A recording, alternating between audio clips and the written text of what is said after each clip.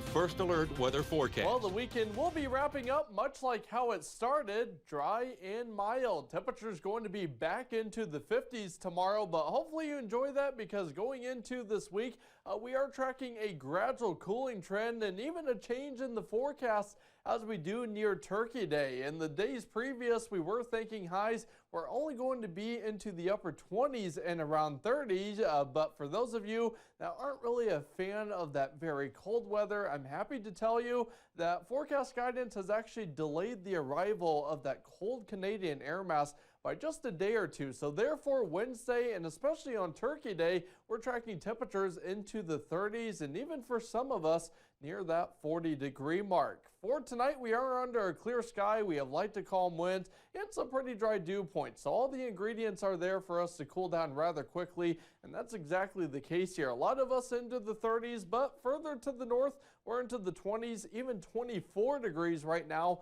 in Black River Falls. And that upper trough that brought that colder air yesterday to round out the work week, well, that has finally pushed a bit more to the east and therefore explaining why it was more mild out there for today. In its wake, we do have this ridge of high pressure now building across the central United States, and that's going to continue pushing into our neck of the woods as we head into tomorrow. Underneath that, we do get into some southeasterly flow, and therefore, once again, like I said, tomorrow basically going to be a carbon copy of today.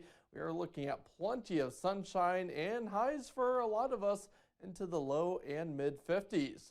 Meanwhile, at the surface, we do have this area of high pressure. That's what's helping to keep those winds light to calm. Just south of Eau Claire, there is a weak cold front rather, but that's not going to do too much to impact our weather. So for tonight, do expect it to stay clear going into tomorrow morning with air temperatures expected to cool near our dew points.